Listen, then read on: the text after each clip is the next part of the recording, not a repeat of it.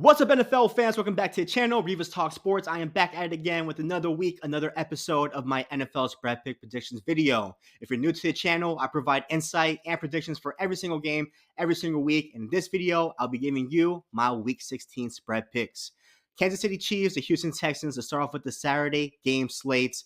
Early in the week, the lines were favoring the Houston Texans by 2.5 points, but with the news of Patrick Mahomes playing with this high ankle injury, the lines have shifted and is now favoring the Kansas City Chiefs by 3.5 points. Both teams have solid defenses. They are top 10 in points allowed, yards allowed, points per play, and yards per play, but the Houston Texans do have the edge of being top 5 in third down conversions allowed. Let's also talk about the Houston Texans secondary. They're actually number 1 in opposing completion percentage allowed, passer rating allowed, and interception percentage thrown defensively. So this is a very, very quality defense. Patrick Mahomes will be playing this game with this high ankle injury. I do expect DeMeco Ryans to blitz the Kansas City Chiefs at a very high rate, make Mahomes very uncomfortable, and force him to make mistakes. The Chiefs did have a hard time moving the ball against the Cleveland Browns. I do expect the same thing to happen against this quality Houston Texans secondary. Let's talk about the Houston Texans for a bit. They are going against the Kansas City Chiefs, who are undefeated at home. They still have a quality defense, and I do think that the Texans will still give up sacks as the offensive line can be subpar here and there, and they do tend to give up penalties in crucial situations. The Chiefs are 2-5 against the spread at home and 5-7 against the spread as a favorite. The last time they cover a spread of being favored of 2.5 points or more at home was back in week 1 against the Baltimore Ravens, and the Houston Texans. They are 3-1 against the spread on the road and 2-1 against the spread as an underdog. They also have the second best cover rate against the spread versus non-divisional opponents, 6-2-1 against the spread. This will be a very close game. I think both defenses will step up and limit a lot of big plays and limit a lot of points. I do think that the Chiefs win in the end. I think it comes down to a game-winning field goal. But if you're going to give me the Houston Texans with 3 and a hook, I'll take the Houston Texans at 3.5. I understand before the Cleveland Browns, the Chiefs were 0-7, but the Browns did shoot themselves in the foot a lot, which helped the Chiefs cover that -4. I still need to see the consistency of the Chiefs covering spread. Give me the points with the Houston Texans at 3.5. Next, we have the Pittsburgh Steelers versus the Baltimore Ravens. Early in the week, the line started at 6. It has now gone up a full point to 7 points, which is crazy and very high for a divisional game between these two. Both are top 5 in rush defense. Meanwhile, the Pittsburgh Steelers are 22nd in the NFL in passing yards allowed, and the Baltimore Ravens are 31st in passing yards allowed. The Pittsburgh Steelers are 5-1 as underdogs and 3-1 in divisional games. Meanwhile, the Baltimore Ravens have the 5th best against the spread cover rate in the NFL, tied for the 2nd best as a favorite, and they're 1-3 against the spread in divisional games. A lot is in stake in this game. If the Pittsburgh Steelers win, they win the AFC North. If the Baltimore Ravens win, they pretty much are a playoff lock and could potentially fight the Steelers to the end to win the AFC North. I believe this will be a very run-heavy script, gritty AFC North rivalry team. The last 9 meetings between these two, the Pittsburgh Steelers have covered 7 of them, and 6 of them the Pittsburgh Steelers have covered as an underdog. Mike Tomlin thrives in covering in divisional games. He is number 1 in the AFC North and 65% cover rate dating back to 2019. So pretty much in divisional games, Mike Tomlin is a dog covering the spread in AFC North matchups. I honestly don't see either side beating each other by more than a touchdown. So if you're going to give me the Steelers with 7, I'll take the Steelers at +7. I understand there's a lot of hype going towards the Baltimore Ravens. They did blow out the New York Giants. Meanwhile, the Steelers did lose to the Philadelphia Eagles. This is an AFC North rivalry team. They are very close, very gritty. If you're going to give me the 7 points, I'll go with Mike Tomlin. Give me the Steelers at +7 for the last game of the Saturday slate. Next, we have the Detroit Lions versus Chicago Bears. Right now, the line is at 6.5. The Lions are statistically top 5 on offense, and the Chicago Bears are bottom 10 offense. Meanwhile, they are top 5 in red zone scoring. Both are a bit susceptible in the passing game, but the Bears do not fare well in stopping the run. The Lions are tied for first against the spread as a favorite, 8-5 and 2-2 in divisional games. Meanwhile, the Chicago Bears are tied for fourth against the spread as underdogs, 3-5-2 and 2-1-1 in divisional games. Despite the Detroit Lions being decimated by injuries and Chicago Bears covering well in divisional games and at home, they're 4-1-1 against the spread. I kind of do like the Detroit Lions at 6.5. This seems a bit fishy for me. This is a dome team going to Chicago, probably in 20-degree weather. The Bears do cover well at home, 4-1-1 against the spread. And I feel like even though the Bears can cover the 6.5, something about this game kind of feels like the Bears can probably cover this 6.5 hook. I am not going to choose the Bears, but this could be a very close game, just like it was a few weeks ago when these two teams met. But I'm going to tease this game down from a 6.5 down to a -2.5 for the Detroit Lions. I'm going to tease this and create a 2-team parlay for another game we have in this video, but the 6.5 makes me a bit uncomfortable, especially with the injuries that the Detroit Lions have and the Bears covering very well at home and against divisional opponents. I'm teasing this down from 6.5 down to a 2.5. So give me the Lions at -2.5 teased down. Philadelphia Eagles versus the Washington Commanders, a classic NFC East divisional matchup. If the Eagles win this game, they are number one seed in the playoffs. And if the Commanders win, they're pretty much locked into the playoffs. The Commanders do have a top 10 offense, but they are in the middle of the pack on defense, but they do have a bottom 10 rush defense. The Philadelphia Eagles, they are 6-5 against the spread as a favorite, 6-1 against the spread as a road team, and they are undefeated against the spread in their division.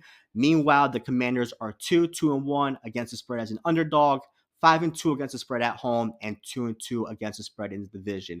The line is very low for my liking, but I do think that the Eagles cover the spread easily. This game is going to come down to who has the better run game, who's going to have time of possession the most, and who's going to win the trenches on both sides. I know a lot of people are probably choosing the Commanders at 3.5, expecting this will be a close game. It can be, but I cannot go against the Eagles in this one. The Eagles are going to run the ball a lot on this bottom 10 defense, and I do expect the Eagles to at least beat this Commanders team by at least 4 points. I'll take the Eagles at -3.5. Next, we had the Cleveland Browns versus the Cincinnati Bengals. It did start the week at 7.5, but it did go up to 8.5. I think a lot of it has come down to Jameis Winston being benched, and they will be starting DTR for the Cleveland Browns. The Cincinnati Bengals are still alive in the playoff by a thin margin, thanks to the Denver Broncos losing. And with the Browns starting DTR, this season is pretty much cooked. The Cincinnati Bengals do have a top 10 offense, but their defense is pretty much dog shit. Bottom 5 defense, really, really bad defense. The Cleveland Browns have a bottom 10 offense, but a middle of the pack defense.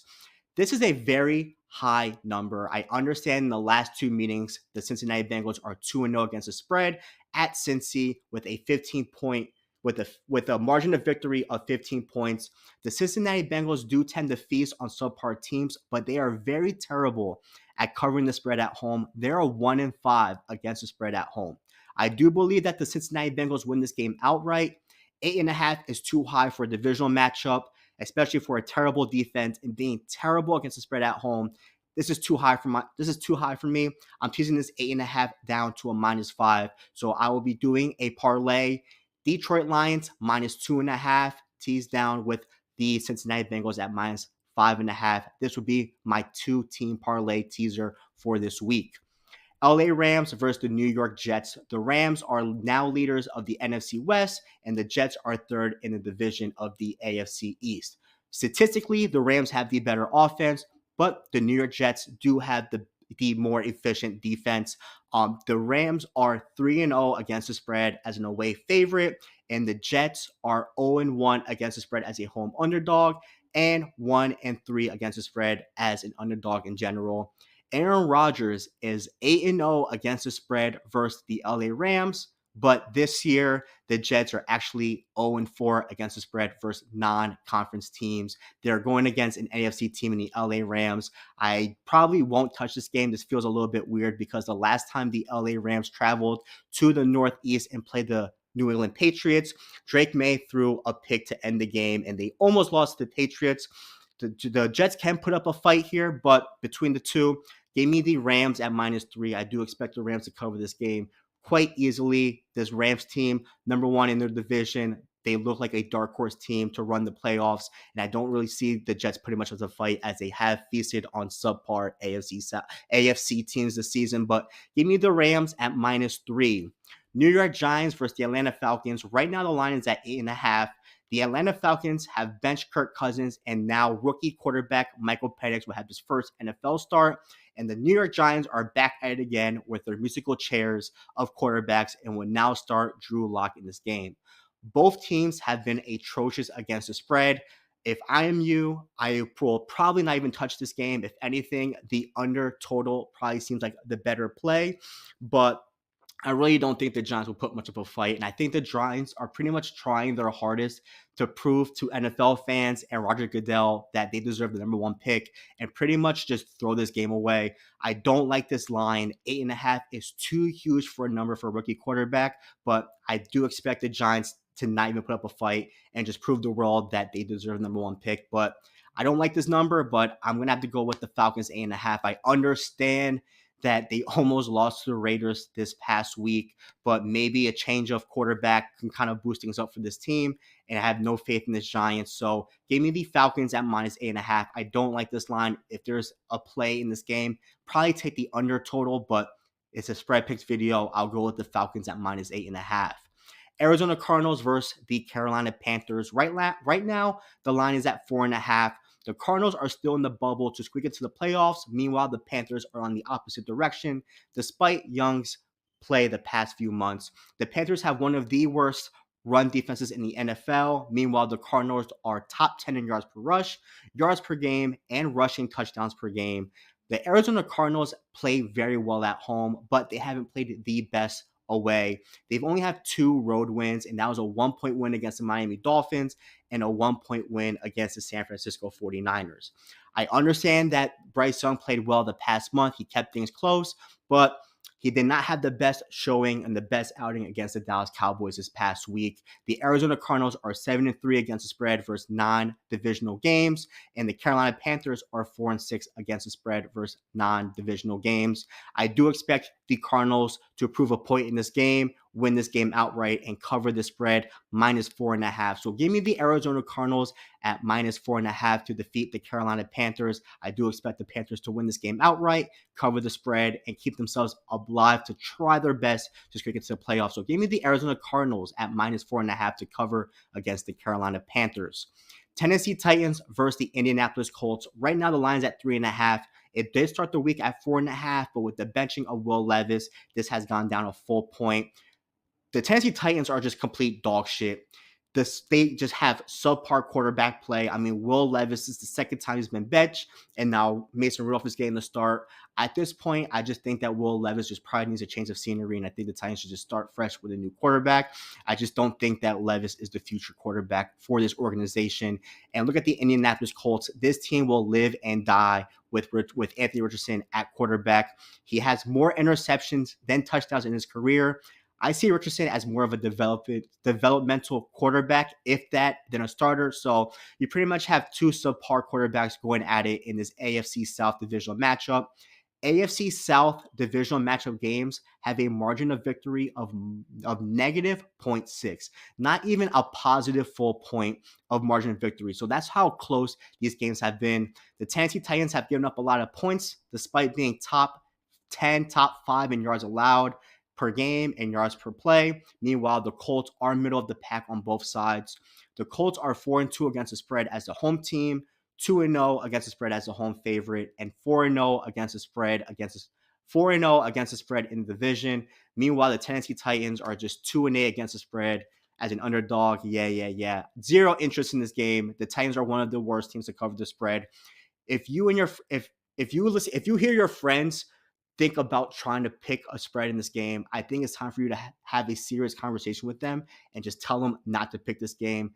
AFC South games have been very close. I won't be surprised if the Tennessee Titans have an upset. I mean, I could see Anthony Richardson throwing 2 or 3 picks on this Tennessee Titans defense. This Titans defense did have 2 interceptions against Joe Burrow, 2 against Mac Jones, one against Jaden Daniels, two against TJ Stroud. I mean, in the last 4 games, they have 7 interceptions. So I do think that the Tennessee Titans defense can make it close, but I do think that the Colts should and can cover the spread -3.5. So just by the Colts' better track record of covering the spread this year, I'm going to pick the Colts at -3.5. No faith in this game, zero interest in placing a bet in this game. But if I had to choose, give me the Colts at -3.5.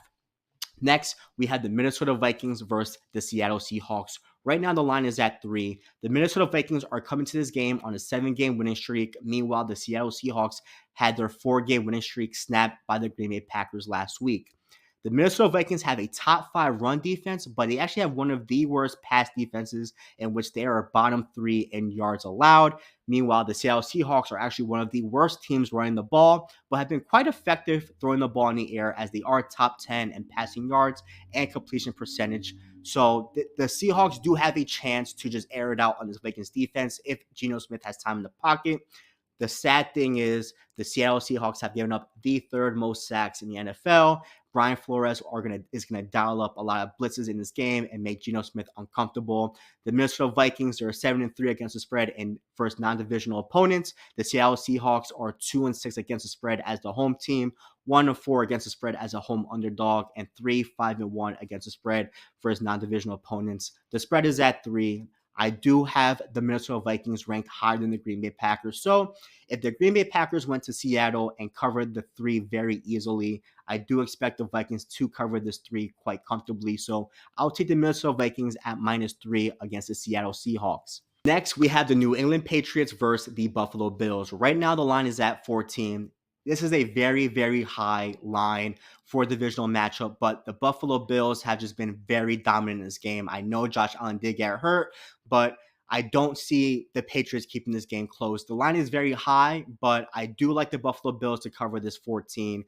The New England Patriots don't put up much of a fight, don't put up much of a challenge in this game, especially at Buffalo. This is Josh Allen's home, and I won't be surprised if Josh Allen has 2 in the air and 2 in the ground, but I do expect a blowout. It can be a little bit close within the first half, but I do expect the Buffalo Bills to pull away in the second half and defeat the Patriots probably by 18, but I'll take the Buffalo Bills at -14 against the New England Patriots. San Francisco 49ers versus the Miami Dolphins. Early in the week, the line was favoring the Miami Dolphins at 1.5. Right now, the lines have switched. Now the Miami Dolphins are getting a point. This line is more of a pick 'em. This game is so 50-50. I really don't know who to win, but in my heart, I'm probably going to have to go with the 49ers -1 over the Miami Dolphins. Here's why. I have a hard time trusting this Miami Dolphins team beating quality teams. And I understand the 49ers have been decimated by injuries all season. They have not looked right.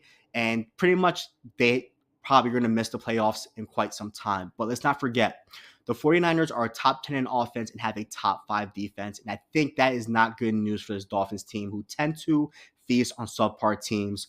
Their linebacker quit on the 49ers last week, and I feel like the 49ers are going to come into this game with a lot of pride and show the NFL that they themselves aren't quitters. But I do expect Kyle Shanahan to outclass Mike McDaniels, and I do expect the 49ers to put up a lot of fight, especially with Devondre Campbell quitting on the team. A lot of pride, a lot of fight. I don't expect the 49ers to go down as losers.